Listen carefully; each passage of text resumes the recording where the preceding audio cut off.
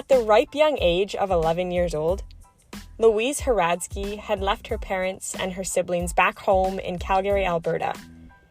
She took a flight to Toronto and auditioned for the National Ballet Program. She made it in. She got accepted into one of the world's most prestigious ballet programs. And it wasn't until 14 that she had moved back to Alberta. At 11 years old, I'm pretty sure I sat in front of the mirror popping my pimples and racking my brain as to if I finished my dictée last week.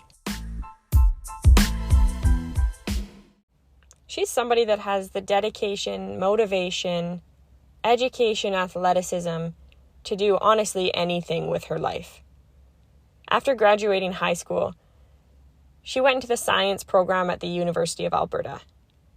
After spending a year there, she started to realize it really wasn't for her.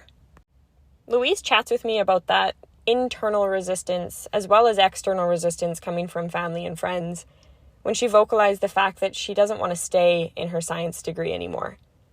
We dive in and speak about that icky decision-making process between high school to college and university, and then university and college, whether you finish it or not, to that next phase. For so long, we attach ourselves to identities, groups, and communities. And then all of a sudden, the world goes, here is your oyster. Have at it. Louise Hradsky is the perfect example of how taking these leaps of faith might not get you that job or that goal that you're after the first time, second time, third time.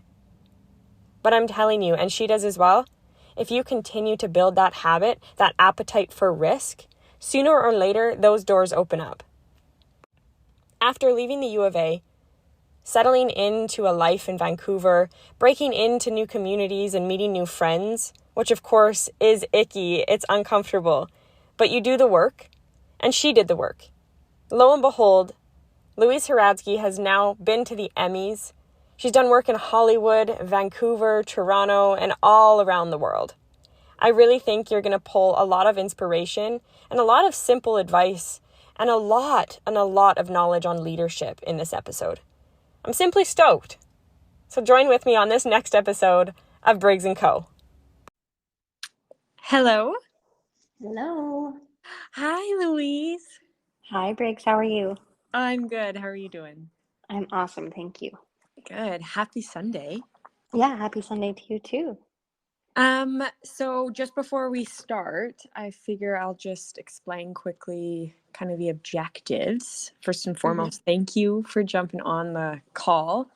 I know that this will be extremely valuable, not only to myself, but also to so many that are curious and thinking about jumping into this industry, and then also the ones that are quote unquote in the industry as well. So essentially all this is to connect with industry leaders and figure out if they have any advice, any tips for those that are wanting to get in the entertainment industry, things that they wish they knew sooner, all of that good stuff. And then also just to liven it up, bring some personal stories into it and just have a chat. Yeah, totally. Love it. Okay, awesome. So I my last guest was Melissa Mitro. And she was coming from out east, and in our conversation we had chatted about like even just the differences between your geographical location. There's so much that goes into this industry. And so I think let's first give listeners like an intro into who you are as a human being, your brief background, where you grew up, and then we can just kind of go from there. Okay, sounds great. Yeah, okay, fantastic. So based on my little tiny research that I did, also just a little sidebar, if you look up Louise Hradsky on Google, there's this image that pops up. And it's the worst. Well, I know, but I don't think that this is real. Is it? It's like With the red hair? Yes. It's the worst. It's a Is it? very old photo. I don't remember seeing that like anywhere. So I was like, oh, is this AI Well, doing something dirty? What's going on? it's like from 15. Well, it would be 2011. Oh my gosh. Well, isn't that the Yeah. case? Like they'll find an image of you that you And didn't even know existed. I like, yeah, it's so funny because I the images and I don't even know how you like that down. You know, like Once it's it's not out that there. compromising. It's just a terrible photo of me. No, I honestly, I had Yeah. like no idea that you had ever gone red. So I was like, oh, that's just Oh AI. yeah. And anyways, that was a Yeah. sidebar. So tell listeners, tell myself about where you grew up and kind of yeah, just a little color into who Louise is as a human being first and foremost, because that's what we truly are. Yeah. My name's Louise. I am originally from Calgary, Alberta, and I grew up. Well, I started. I'll talk specifically about dance. Okay. I did only ballet until I was 14. Uh, Started lessons in Calgary when I was 5, and then by the age of 9 was auditioning for ballet schools. What? Um, yes, and at 9 went to the National Ballet School for a summer, got into the full year program, wasn't ready to leave home, did sort of the same thing with Royal Winnipeg the following summer, and then the summer after that, when I was 11, got back into the National, got into the full year program again, and was there for grade 7 and 8. So I left home at 11. Oh Um, my my goodness. Yeah, my family stayed in Calgary. I went and lived in the residence in Toronto. Um, and yeah, I think that I grew up very fast. It's almost like experiencing uh, like dorm life and what a lot of people go through in their first couple years of university. I did that in grade 7. And yeah, I loved ballet so much. I still love ballet so much. It has a different place with me now, but I just always knew that as challenging and truly, it was like almost sickening at times to leave my family that young. I loved it so much that I would continue to do it. Mm. Um, you have to be reaccepted back into the program every year. I was not reaccepted back a couple years later based on the fact that my body wasn't doing what they wanted it to. They were like, you'd be uh, a more suitable gymnast, essentially. In not so many words, right? Like there's a Yeah. lot of things that were said. And I was also like 13, 14 at the time. So I'm sure the way that my brain perceived that was, yeah, from a particular capacity and Totally. perspective. But that was really challenging. And, you know, um, I was saying this in a conversation a couple months ago with someone, you kind of connect the dots of your life backwards. Like I can connect the dots and understand why that didn't work out for me now, but at the time it was quite devastating. But it Right. also, life made this decision for me that I could come back home and be with my family and train there and not feel like I was uh, not pursuing my dream by choice. Like I would continue to dance, of course, but I think I would have always left home just because I love ballet so much. Mm. And yeah, anyone who knows me, I'm a more athletic. I'm 5'2" and a little firecracker. So yeah, this was in like the year 2000, and that certainly was not the trendy body type for a ballerina at the time. So um, yeah, Right. different So, challenges. We all face that at different times, you know. oh, 100%, 100%. So, did you have siblings, Louise? I did. Yeah. Well, I do. Okay, Yeah. Two sisters. I'm the middle of three girls, you're the and middle. Oh yes, my goodness. and we all do different things, which I think is great. My older sister is an incredible athlete, and yeah, ringette, hockey, soccer, Hmm. runner. To have tried to keep up with her in the areas that she was passionate about would have been a challenge. But what it did was set the bar for what you devoted yourself to your chosen activity. So I Right. saw how much she committed to her sports, and that just became truly like the expectation in my family, which I'm very grateful for. Luckily, there was something that all three of us were really clearly tapped into. My younger sister is a singer, so we we all had our things, and Yes. we Mm. approached those with like 110% of ourselves from a very young age. Fantastic job, parents. No, I'm just joking, but that is incredible. So all three of you had this sort of unique gift and you just ran with it. So I guess the need for motivation wasn't too hard to find. You kind of were born with it, it sounds like, or at least you had your sisters to push you and your parents to guide as well. And so then leaving home at such a young age, did you realize, like, because then you're also leaving like that public school in Calgary, leaving friends that you had there. Were you so grateful and excited for the opportunity to move out to Toronto that it wasn't even a hard choice or anything like that? Or how I want to get into the emotions and Yeah. feelings behind the choice to go to Toronto. Yeah, I mean, the choice was always clear because I loved ballet so much, but that almost made it harder because it wasn't an easy choice to make, if that makes sense. Like I always knew the answer.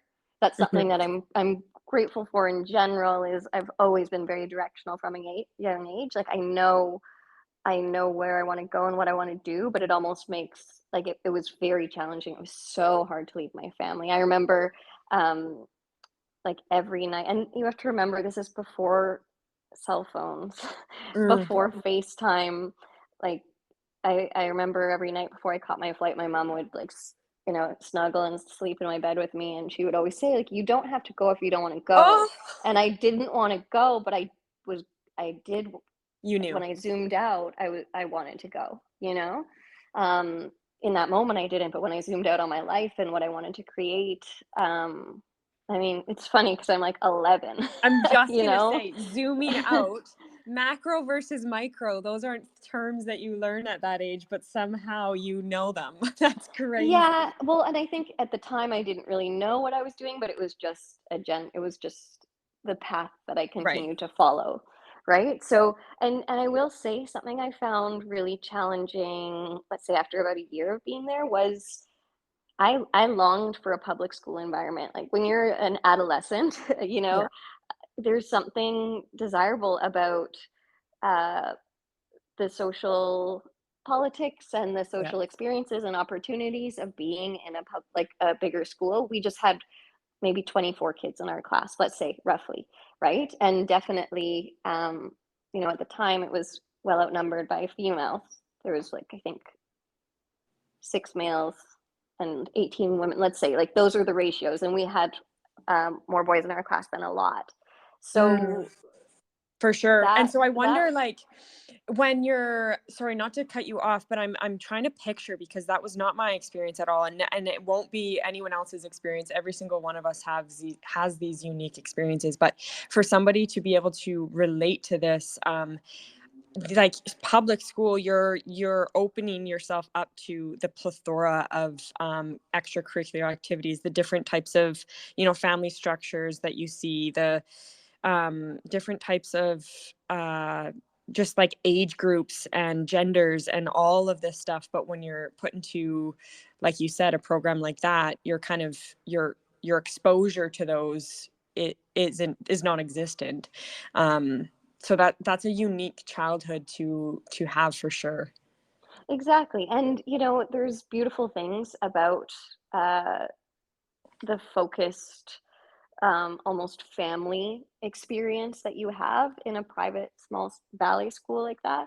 Um, but there's so many beautiful things about a more broad experience. Hmm. I remember when I did come back, uh, go into grade 9, so junior high in Calgary. It was so exciting for me. It was I loved wearing a uniform at ballet school, but it was exciting for me to be able to express myself wearing whatever I wanted to. These are simple things. We have to remember for like a 13, 14-year-old, they become really important. Your world Absolutely. is small, and what's important to you at those ages is what's important to you at those ages. And I think just the even like there was this sounds so simple. It's funny bringing this up. I haven't even thought about this for a long time, but I remember loving that we had like phys ed and a gym strip like you put on your phys ed uniform at public school. Right. There was just something that was so uh, part of like this broader Mm-hmm. fabric of an experience that I Society. Yeah. was, yeah, exactly, that I wasn't getting. And I know these are little things, but again, the little things are big things when you realize, I think, that there are sacrifices that are made on either side, right? With whatever choices and directions you're pulled in. Um, there's some really beautiful things about about a smaller school, and then beautiful things about a public school.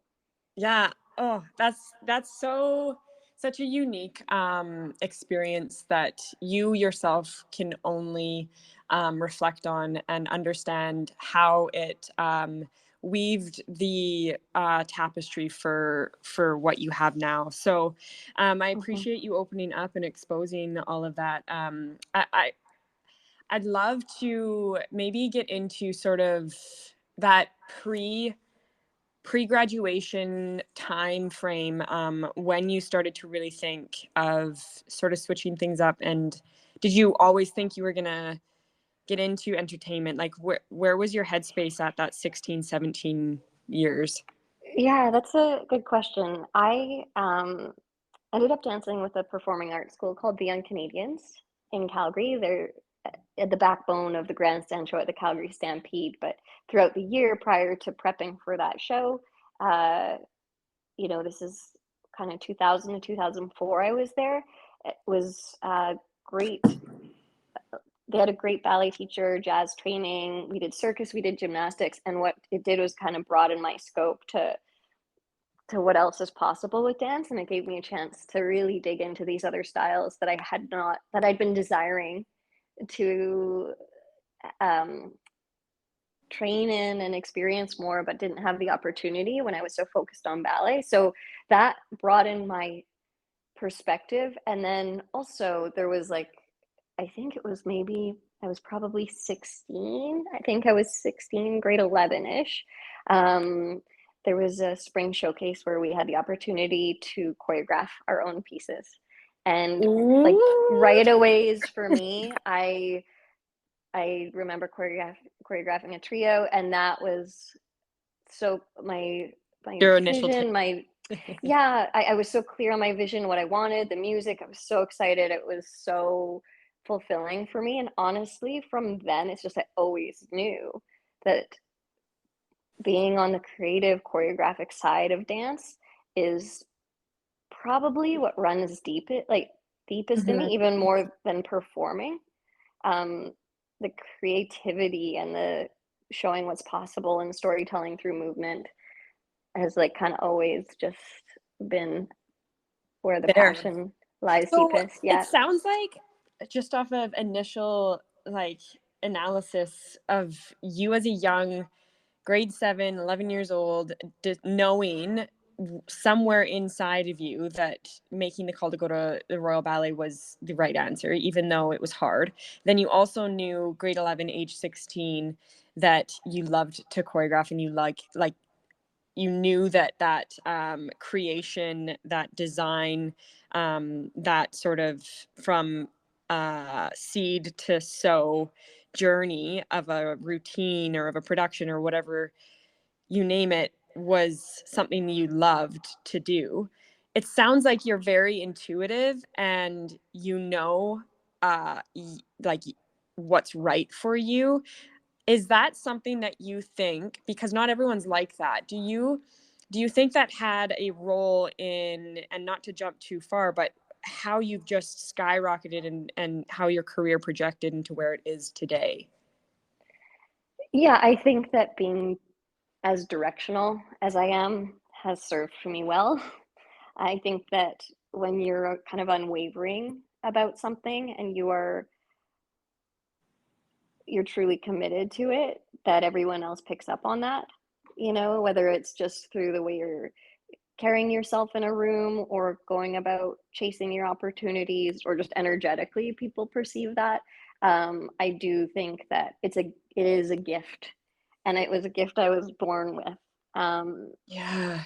Yeah. because yeah, I'm thankful that my parents kind of were able to help tap into it. They kind of put my sisters and I in a bit of everything, but even though it was clear from the beginning, they really tuned in. And then yeah, like I found that young. I continued to it's funny because there just has never really been another choice for me, which I know is challenging, and I think we'll dig into that a little bit more Mm-hmm. because I did have years, and I continue to obviously reflect and you question your choices and your career path.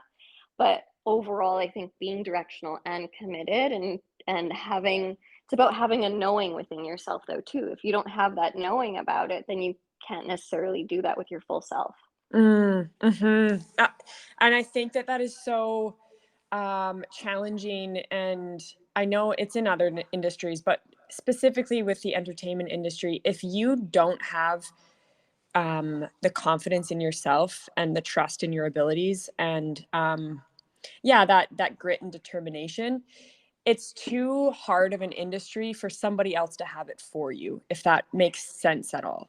It Yeah. really does rely first and foremost on you to go, this is who I am. This is my, I was talking to Melissa and I was explaining about this tool belt that I visualize around my hips all the time. And it's like, here's my tools. Here's what I have in my back pocket. And I am confident in that. And I'm going to push forward with knowing that I have experience and the know how to do it.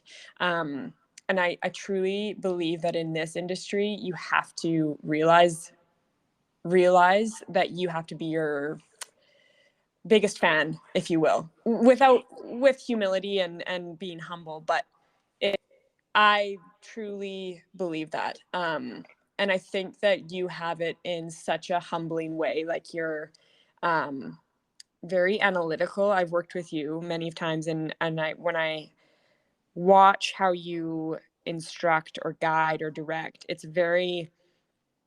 there's a process, it's analytical, and there is no questioning around your decisions because you walk into the room with confidence. And you're a human being, so I can only imagine that there's question marks in your brain, but you would never portray that. um, Yeah. Yeah, I mean, it's true what you said. It's sort of like if you don't buy into yourself, no one else is going to buy into you, yeah. metaphorically. And then I think kind of this is jumping ahead, to where I am now and have been in this kind of chapter and phase of my career as a choreographer. Um, I value strong leadership in a way that I don't think a lot of people focus on in the dance industry.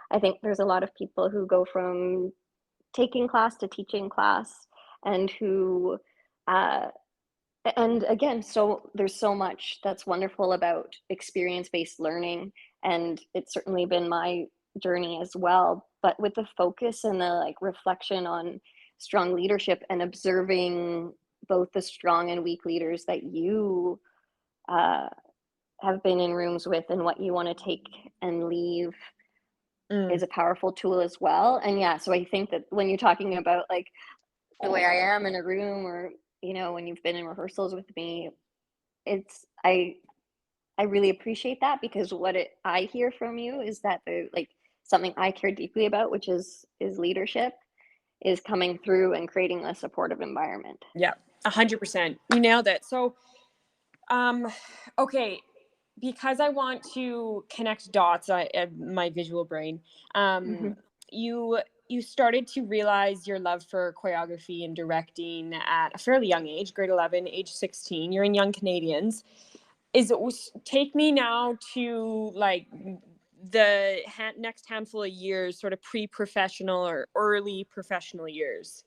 Yeah, I'll try and like kind of nutshell it, right? But For sure, for sure. so I graduated from high school in 2004 and I was strong academically, and at the time it didn't really feel like I I had available paths that were inspiring me dance wise. Like I had some friends going on cruise ships or going to Tokyo Disney, and though those are incredible experiences, none of them were speaking to me. So Mhm. I ended up going to university and went to U of A and did a year of biological science. because I Wow. was good at it, but I was extremely unhappy.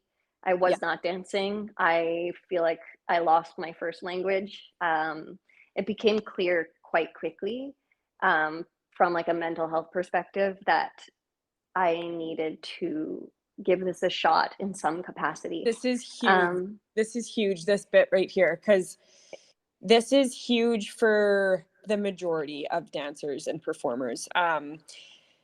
I myself did the exact same thing. Went to the U of A, mhm, took 1 year, realized immediately that something was off.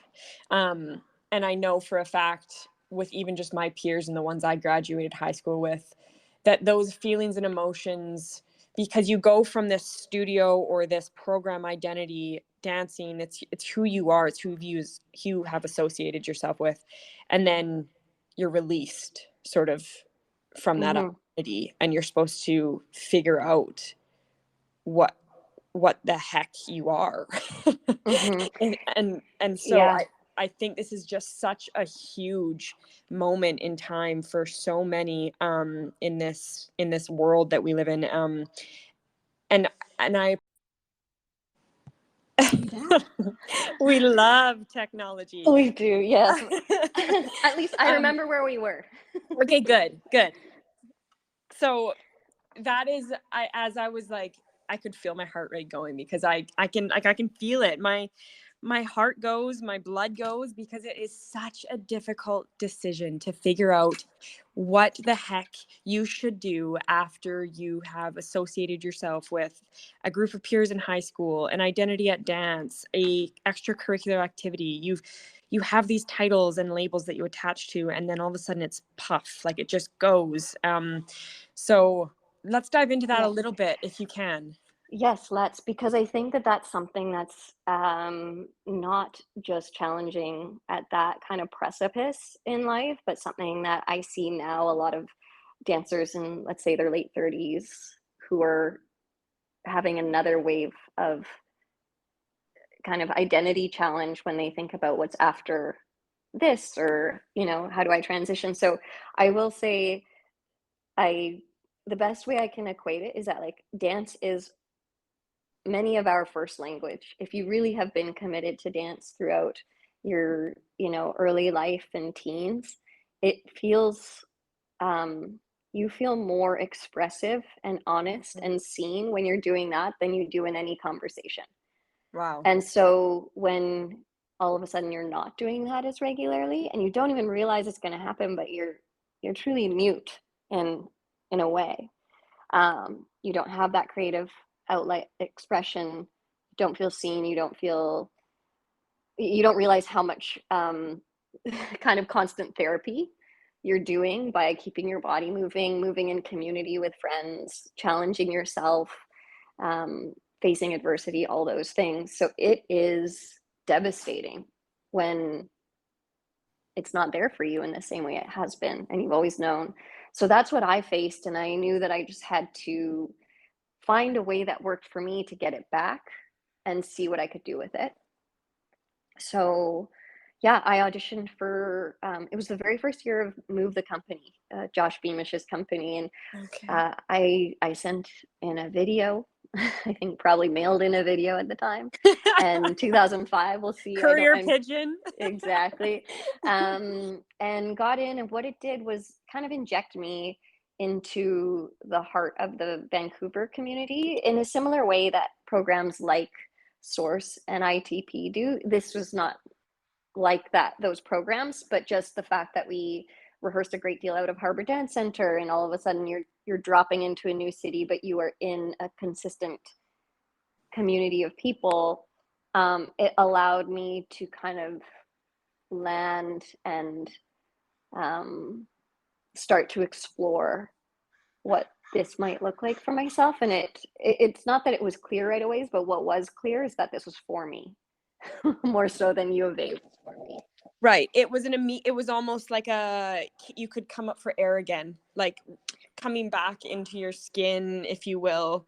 I imagine it was still nerve-wracking and still some question marks, although you're very determined, so I don't know about that. I don't know, but at least you sort of went, okay, I know this is what I'm supposed to be doing, where I'm supposed to be. Yeah, and you're kind of, so I guess I would have been 19. Okay.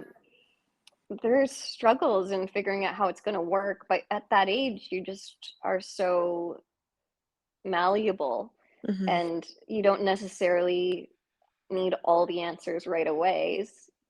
You're never going to get all the answers right away. But what I did know is that what I was doing, I was proud of, and I felt centered, and I felt excited, and like, yeah, a city like Vancouver also helped me further explore other styles that showed me. It's funny because the mental health component of not being reaccepted back to ballet school, at the age of Yeah.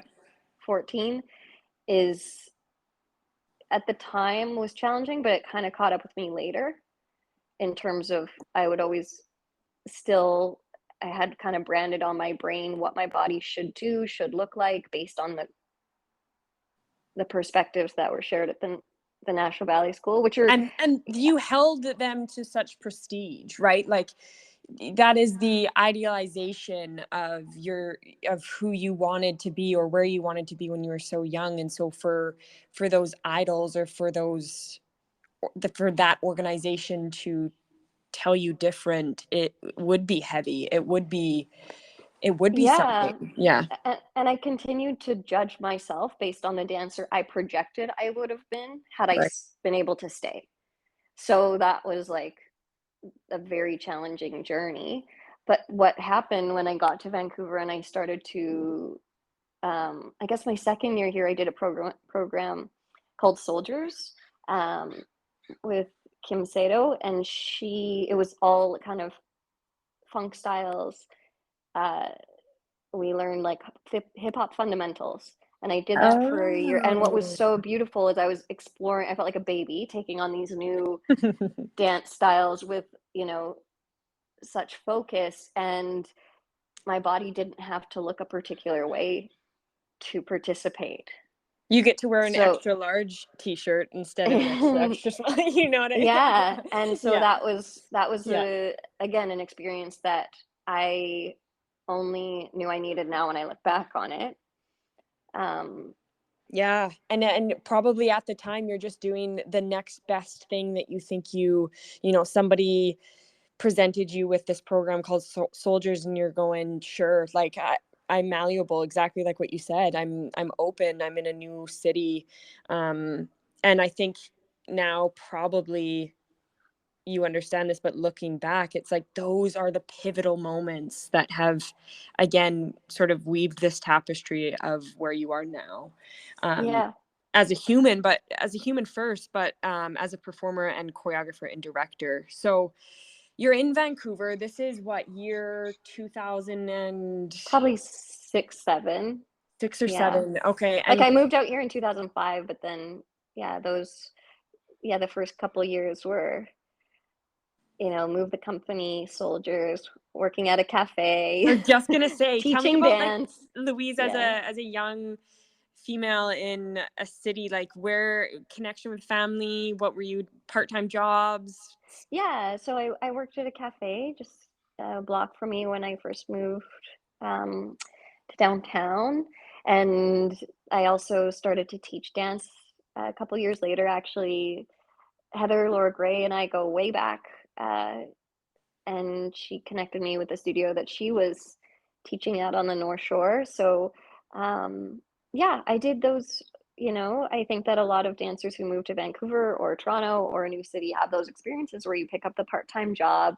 It is really helpful for it to be, I think once you can get into teaching at a dance studio, just because, uh, you know, probably you're getting paid a little bit more for a little bit less time, but Right. it's all just about, I think, finding something that works for the schedule you're setting up for yourself so you can support yourself. And I did also, after I think my first year out here, go back to school part time at UBC for 2 years, and study food, nutrition, and health. So Mm. I think, like, yeah, I part time for 2 years. So I probably got another full year of university under my belt before it became very clear that I couldn't manage both. Like I couldn't go to school and pursue it with excellence in the way that I Needed to pursue hold things. yourself up Yeah, to. Yeah, yeah, exactly, yeah. exactly. And also do the same with dance. And like there was no question. It was really clear. My parents were always supportive to a certain extent. It's not that it was anything was accepted. There's always been kind of um, a gentle challenge and thoughtfulness about like what about post-secondary, those types of things. Um, I hope now when they look at my career after bringing them to the Emmys this year, I hope that they can Yeah. feel wholeheartedly that I chose the the path for me. You know, Fantastic. I think it's probably really hard. I'm not a parent yet, but to just know that education is, I mean, there's no questioning its importance and what it can do for you, and then to have one of your own kind of at a fork in the road where their passion and what they've devoted their life to is requiring a particular, you know, route, and then post education or post-secondary education might not be part of that at that time. I think it's challenging for parents. So I don't diminish that or disrespect the the gentle pushback I got Right. at times. And like, and that is to go with anything that's unknown, right? Like anything that's unknown that doesn't have a clear answer it's a risk, it's a gamble. And Yeah. I think to go back to a few minutes ago, you said, I knew it was right for me because I was proud of myself. It's Mm-hmm. ties back to the emotion that you have, the feeling that you get, regardless if you choose to pursue, because there's always that path of trying and going, I did try to pursue dance or singing or acting or whatever it is.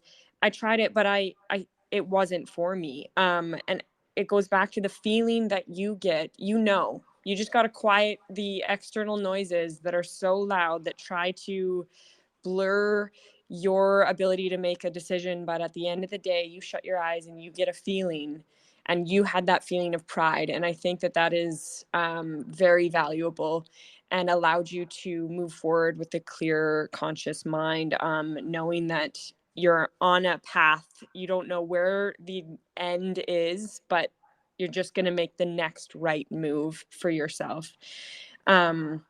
And so Yeah. then, so you experienced programs. Would you recommend programs to dancers? Do you think it's for everyone? Do you think it's for some? What are your thoughts after you being in the move and soldiers?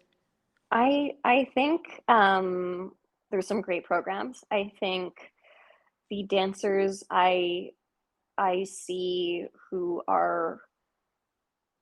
emerge from those programs and enter a professional space uh, may how do I say this?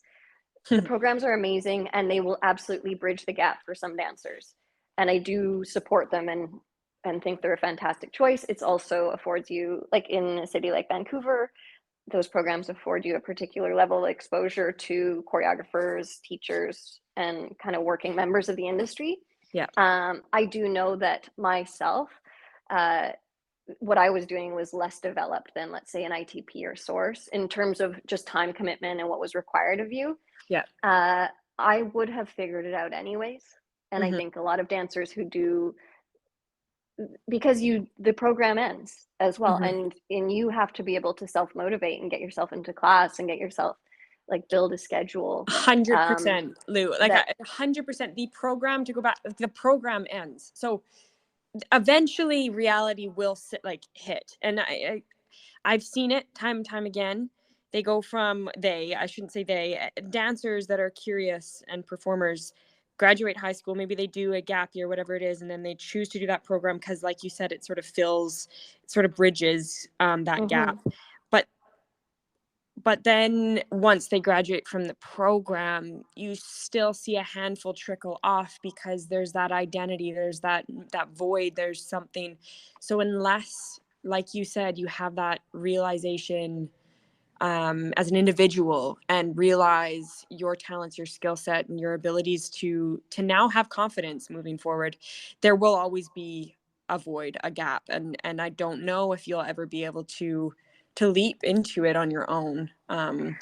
The one thing that I came up for me, and like just even before your last couple questions, is if in this transition time for a dancer's career, it isn't clear, they're not sure if there might be part of them that's like, I think I'm good. Like, I think growing up at, whether it's at a performing arts school or a dance studio or wherever the training is, huge part of their lives, it's also okay if they decide that something else is pulling them. Because I, in my journey, and I hope we can get into the amount of challenge and no's I've had that have redirected me into where I am now, and I'm so happy to be here. But I don't think that we should sugarcoat the reality of the financial potential in dance, 100%. and and nor should we ignore the kind of Mental. average, Oh, the mental yeah. toll it takes, but the average lifespan of a dancer, all of those things. uh, I really believe that it's important to get to know yourself when that's not all there for you, and Mm, what might you want to do further down the road, or even if it's after graduation or wherever. You're going to hit a point in time perhaps where you're going to have to either shape shift what like dance means to you, whether it means going from a performer to a creative or a choreographer or a studio owner or a teacher, or you might have to do a complete 180 into taking on something new. And that's a beautiful choice as well. It doesn't mean you're any less of a dancer. You'll always be a dancer, yeah. but I Yeah. think again, it comes back to the identity component where it's really hard to be okay with letting it go, even if you want to. Yeah. Yeah. So let's jump forward a little bit, now that we understand, because I think spending time in that chapter is important because so many go through it. Everyone goes through it. Hmm. So then you get through your first few programs and you're starting to build connections in the industry. Talk to me about sort of your highlights at a young, like Louise, like between 21 to 25. I know that's a huge gap, but Yeah, highlights and lowlights, please, if you will. yeah, of course. So, um, I think my second year out here, I auditioned for a, an episode of a TV show called Aliens in America. It was like a one season CW show, and they were hiring cheerleaders. Paul Becker was the choreographer. Um, I and at the time, like now, there's far more happening when it comes to film and television and opportunities for dancers. This was maybe like a once or twice a year type of thing. And so I did the audition. I had a strong audition. I know Melina Rooney's and a fellow choreographer and dancer in the community put in a good word for me because her and I had been training together, and I got hired on this TV show. And it was like it was a few rehearsals and a shoot day or two, but the minute I got on set, I was like, I love this so much. Just the craftiness of how all of the departments are collaborating. I love the creation of movement when you actually do have boundaries. I'm not someone that's ever had my own show in my head. I want to work with people and show them what's possible, how I Ooh, can elevate their storytelling through dance. But I'm like, give me a boundary, give me a space, like the set. How do we have to do skeleton. this? Yeah. Oh, like what are our limitations?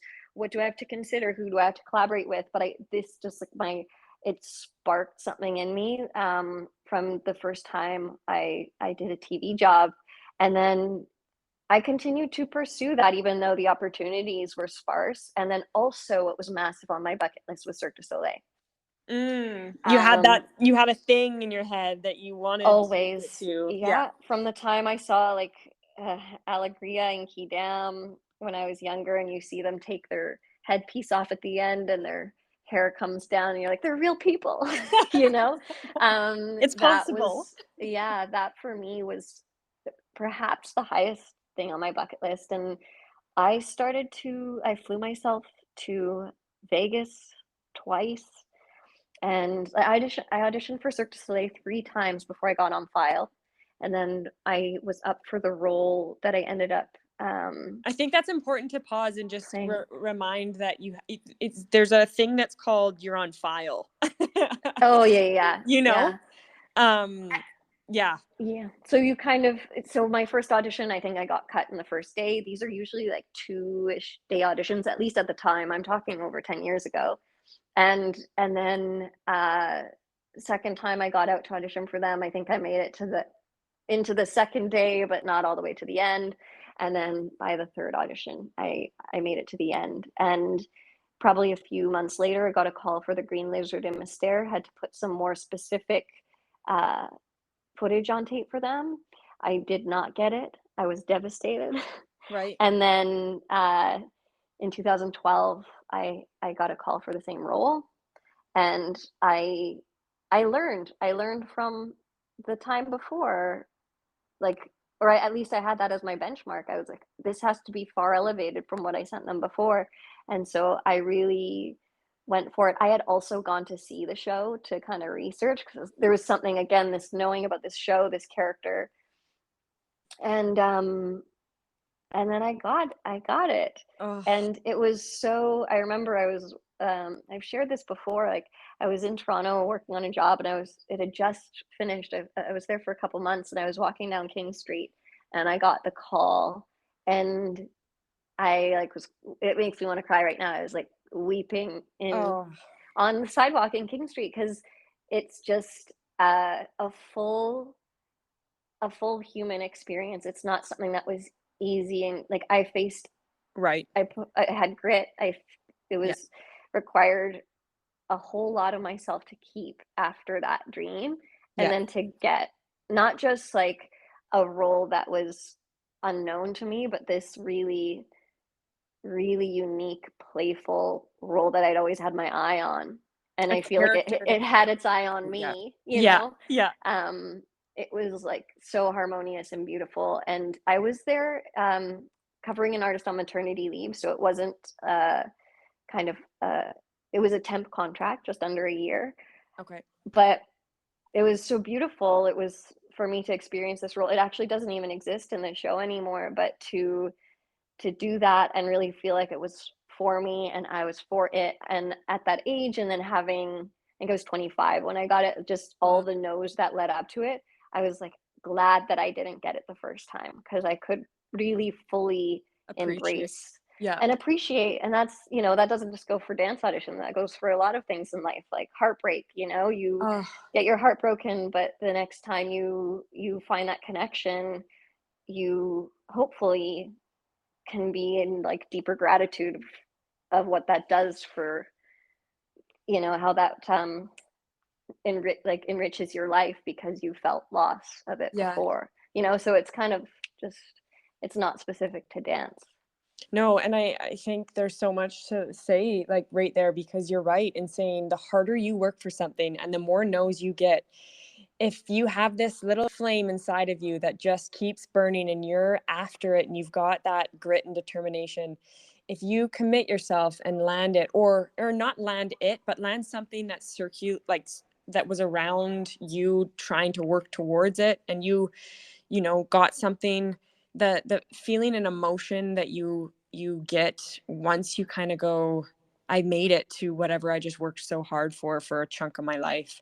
It is so fulfilling, and something that is, you can't compare it to anything else. And it's what this industry, I think, why people pursue it, because it's not about the money, I think. It's not about Hmm. the money, it's not about so many other things that other industries can offer you. This doesn't, but it does offer you fulfillment, and just an outrageously unique community, and opportunities that so few in this world get to experience. So I Yeah, think, that's a huge, like that, when I share that, like my experience for Cirque, like where my journey with Cirque, and the no's and the yeses, and I could write a whole, well, we could talk about it for an hour, but yeah, it's a huge defining moment in my life in terms of my character and my capability. Like when I just look back and what I learned from myself. And again, it was paired with like I was not delusional. I knew I had the talent. I knew I was training. I knew it was a matter of continuing to pour my energy towards this opportunity and this path I was so deeply desiring. But like it when I got it and look back, like I learned my power, and I was really yeah, it was empowering to know that I had that capability to both Yeah. face the adversity of no's, do Yeah. what I needed to do, continue, and then take it on when it, you know, with uh, in a way that I was proud of when it came my way. So then, walking out of that opportunity and role, did you know that you wanted to sort of take on a new journey with the directing and choreography, or when did your career start to shift gears a little bit? Well, I would say so. Prior to Cirque, I got my O1 visa to move to the US. And then this kind of rerouted me to Vegas first. But I've been planning to go to LA, not because I um, was one of those dancers that had that on my bucket list, but it just felt like the next phase and challenge. And so I went from Vegas to Los Angeles and lived there for 3 years. And I knew right away is that LA was not, that it was a chapter, it wasn't forever. And yeah, by then though, already I'd been, in prior to Cirque, I had already started, I was on a TV series called Hellcats where I was a reoccurring kind of dancer, and they wrote me in a little kind of acting role, and I was on the creative team. So I had already started to get a lot of exposure to film and Right. television and to being on creative teams for it. And then I continued, yeah. So after Cirque, I moved to LA, but I was continuing to assist choreographers. And um, yeah, I did have some huge doors open for me through like the Descendants franchise. Right. So it's this Disney trilogy of movie musicals, and Kenny Ortega, Dirty Dancing, High School High Musical. School Musical. I Yeah. always say he's my godfather in a way because Yeah. of choreography, just because being able to spend time and audit his approach, his overarching approach to directing a movie musical is, has been a huge gift. Certainly, it came with challenges and an immense amount of hard work, but I continue to have. It's like anything, right? You one opportunity creates the next, and then you have this knowing, and then maybe this other choreographer is willing to take you on as their assistant, and this and that. So I started to snowball and get those opportunities as I was pulling my weight in with every chance I had, though, right? I wasn't walking in taking anything lightly. Any of those experiences I had, I was making sure I could be the most Showed up in the best. yeah, the most capable assistant choreographer, associate choreographer that they could find. So yeah, I that continued to be my, like, let's say, I'm trying to think, it was probably like from 20, there's so many other experiences speckled in here too, but 2013 to 20, probably 18-ish, I would say there was another like good 5 years of assisting. I was starting to get a few of my own choreography jobs, smaller things in there. And then by 2018, I really was like, I am feeling very complete in terms of my dance performance career. I really Right. want to, I'm no longer pushing that agenda. I am on the other side of it now. I'm now wanting to You're ready embark on my for a journey pivot. as a Mhm. choreographer. And it's It's funny how powerful that declaration was, because all of a sudden things, I didn't even have to say that to anyone except myself, but then no, for opportunities sure. started to flow in. For sure. You're so right. It's again back to that like identity or that title or whatever it is. You picture yourself as something, and then all of a sudden you're now picturing yourself as something else, or you're ready to take a pivot or a career change or whatever it is. And it's a feeling. Again, it's back to that feeling. And I think when I'm listening to you, because there's so much that you're holding back, like, I mean, to listeners, please just look up Louise if you don't know, but you probably do. You should. The laundry list of incredible opportunities that you have done in your life is shocking, and you're still very young, and I can't even imagine the next the next chapter of your life where it's going to take you. But I think it sounds like to me, Louise, that you have this extremely clear, uh, to a degree,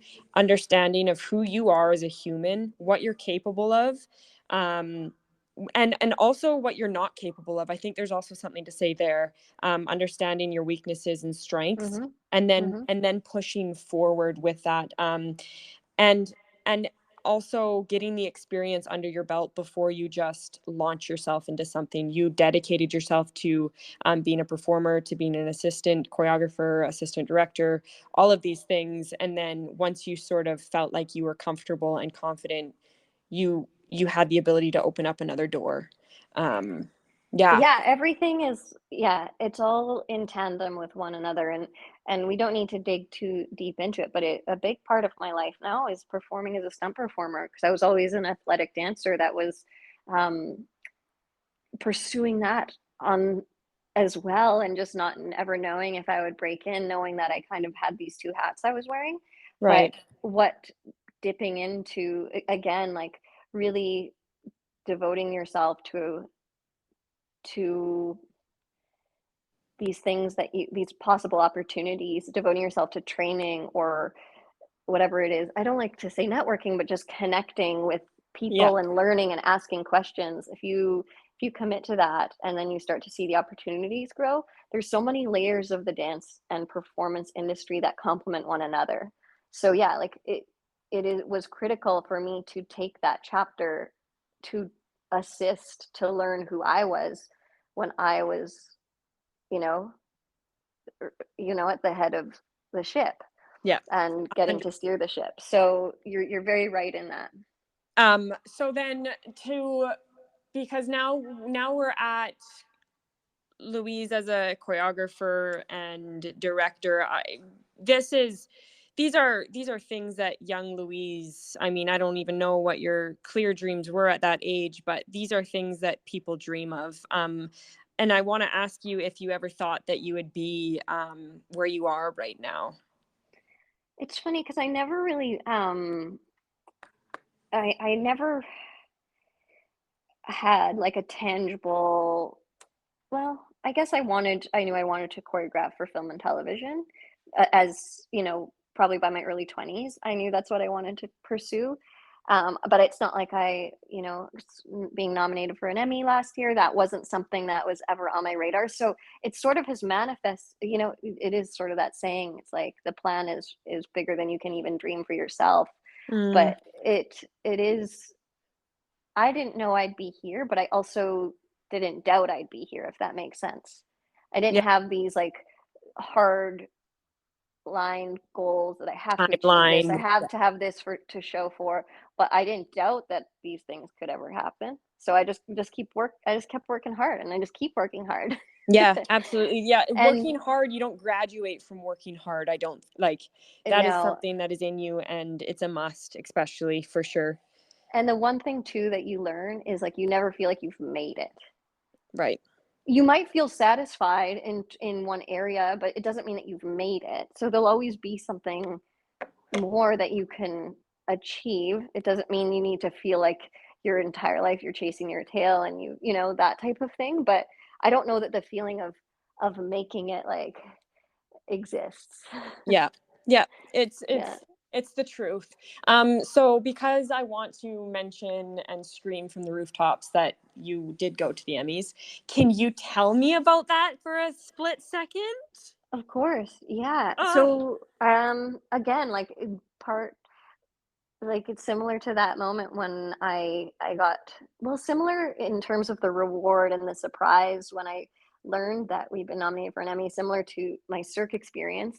But the difference was I hadn't I hadn't been pushing for this in any like in the same way. But what happened was there was a musical television series. We were lucky to have you on it quite a bit, Briggs, called Grease: Rise of the Pink Ladies, and Jamal Sims, who is an incredible man, an incredible mentor, human being, leader, brought Jeffrey Mortensen and I on as his associate choreographers for the season.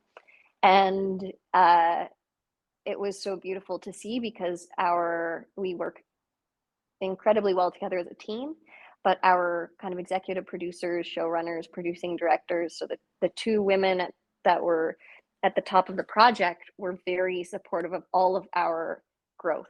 It was a very creative space. There wasn't a ceiling above us. So Jamal had the opportunity to direct an episode. So he went from head choreographer to director for episode 6. And what happened during the series was when Jamal had to devote all his attention to directing, Jeff and I were bumped up to head choreographers for episode 7. And boom, then, boom, boom. yeah, it's a beautiful kind of, we each climbed a rung up the ladder. And then Paramount submit Jamal's work for Grease to the Emmys, which, is also, Jeff and I have a huge part in supporting all of that work as well. So it kind of spanned 9 out of 10 episodes. And then Jeff's like, we should submit our episode. So we, like, little gangsters, submit ourselves to the Emmys. And then you kind of just like, it's like you release it into the world. And I can just picture honestly, you two like now. Do we press submit now? well, we also knew though that what we did was really great work. At this point in time, like, we know, and there's obviously a level of taste involved in choreography that you love and you're drawn to more than others, but we knew what we had was high quality. Yeah. And then that probably happens in May, and then last July, I'm walking down to a Pilates class early. It's like, I remember it was so beautiful out. I was like, I'll go for a little walk down at the Lonsdale Quay first, grab a coffee, and then go to Pilates. And then I see a FaceTime from Jeff at like 8 something.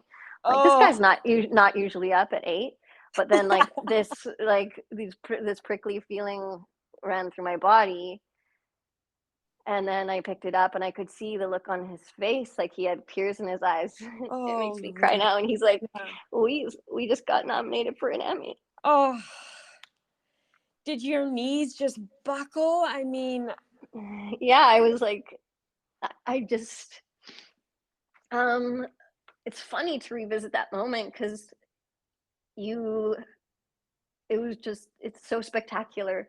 Yeah. It's so spectacular to be recognized in like the top 5 people in your field. And we're Canadian, so oftentimes we are thought of as lesser than just because we're, north of the border. Yeah. But our work absolutely deserves to be in there. And also, I think what's so rewarding is both Jeff and I have been the people behind the people for a long time. I was just to say, Lou, you represented so many. Yeah. Yeah. And this is not to take away from all the brilliant work that they did, but when you know that you're a part of that, but you're never, and it's not about like awards that other things got, it's just in general that you're a little bit of an unsung hero with your contribution to the creative for a good portion of your career.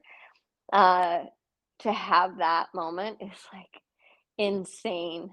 And then, yeah, it was a spectacular night. I got to bring my parents and my partner, and it's so rare with film that your loved ones can join you in any part of it because sets are private and closed. And sure, there's the odd time that you could bring a guest prior to the pandemic, let's say, but now it's very strict ever since. And so to be able to have my parents like share in an evening of my accomplishment was so unique. It's not like coming to a game or a tournament or those opportunities are few and far between. So I think the last time I really felt them felt as though I was able to give them a glimpse was when they came to watch me in Cirque. So It Mm, was really wonderful, and it was wonderful to celebrate Jamal as well because he was nominated for his work, and he's someone that is has certainly contributed to who I am, and I'm sure Jeff would say the same, like who we are as creatives, and the influence. and again, and all the people, not just him. It was this series we shared with him, but um, yeah, it was a culmination of many mentors who have contributed to this That success. that success for sure. So Yeah. then would you to I'm very aware of time, and I can't thank you enough for just sharing a little bit of behind the scenes of what has gone on in your life, but recently, and even just taking us back to your childhood as well, letting us share in this journey for a brief moment. I would love to ask you, maybe if you can on the spot think of, although I imagine Emmy was career high, two career highs, and perhaps even like one of your lowest lows that had you question everything. If you can nail down one moment, it'd be interesting. Yeah.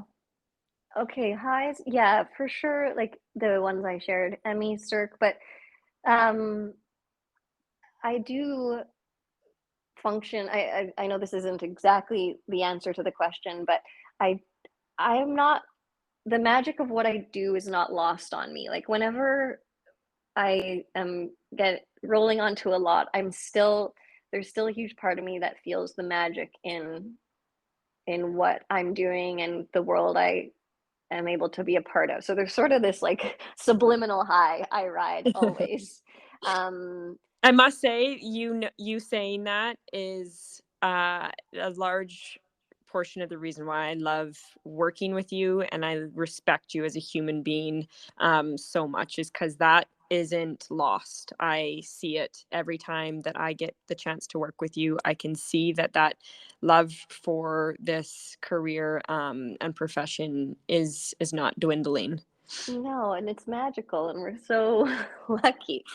Um, and then yeah, lows, like I think of some major, like some big auditions that, or big auditions that were I was very defeated by because I thought like getting it would really help solve the next chapter of what was next for me, you know? But then again, I look at no's and I'm like, there it's just a redirect. Uh, I remember I'll share this story very quickly. In When I was living in LA, um, I had an audition for it was a for an artist, and she was doing a promo tour for her new single, and there were a lot of things that I just had a great feeling about, you know. And she was hiring two dancers, and the audition called for dancers between like 5'2" and 5'4" or something, which usually I was like often I was too short. I was just I'm gonna five say two nail, to go. describe Yeah. you. So it was great. I had my friend who's an incredible dancer, but also stylist come over. We put a great outfit together. I was just feeling myself, I was Yeah. like, great. This audition, and it was closed. My agents were like, don't tell anyone about this. It's like, you've been selected. And so I just had a great feeling about it all. And then I get there and there's like 120 dancers. And all of And them, sorry, well, job is for two? There's two positions? there's two positions. Yeah. Right. Um and there were 120 dancers, let's say 80% of which would have been fantastic at the job, right? Yeah. And everything Yeah. else just came down to choice and aesthetic and a look and pairing everything up. And I didn't get it. And it was funny because it wasn't one of the lowest lows, but for me it was pivotal in that I was like, I don't want to choose this anymore. I don't want to choose, like, I feel very satisfied with the things I've been able to create for myself as a performer.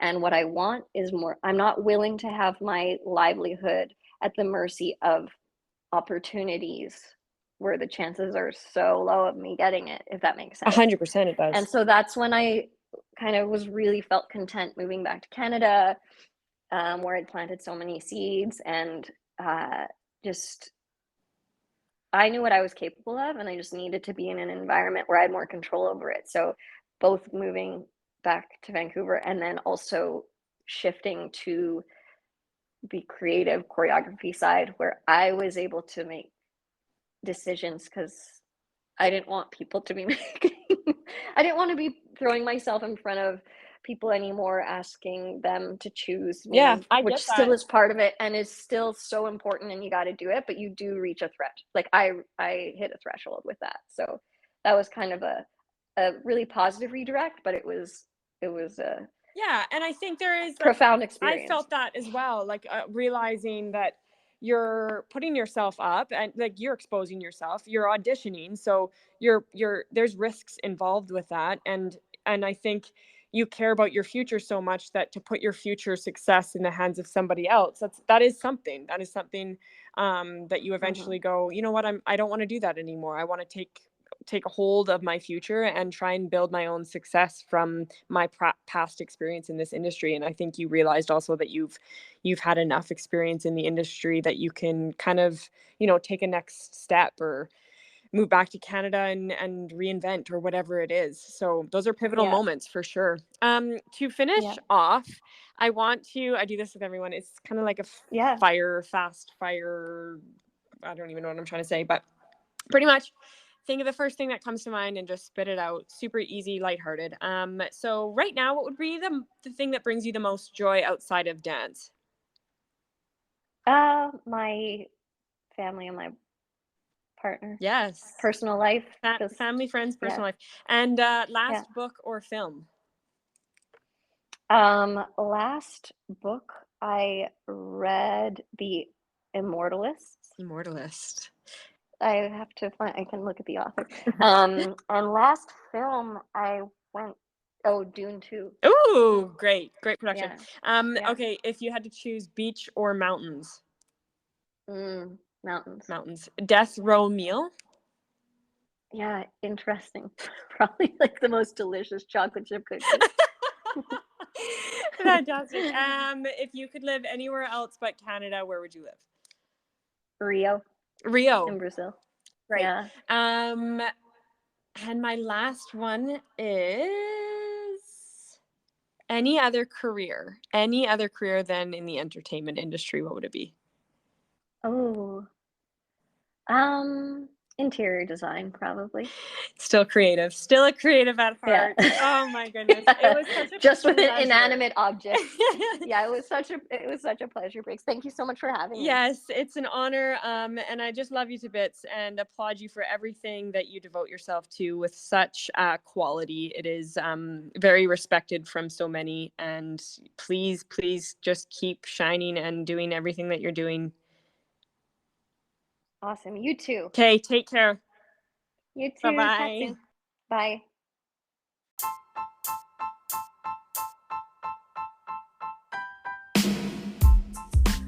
And that's a wrap. An all new episode of Briggs & Co. just finished. If you're listening to this, you made it to the end, y'all. Little air high five for ya. Thanks for leaving Average for Joe. Tune in same time next week where I'm sitting down with an all new artist coming straight from Hollywood who's bringing us some really interesting insights into this industry. If you liked that episode, feel free to hit that subscribe button and also send me a message. You can reach me on the socials. Instagram is @Briggs_and_co_. And then over on TikTok, it's just Briggs & Co. That was truly a pleasure and an honor. I hope you all enjoyed it.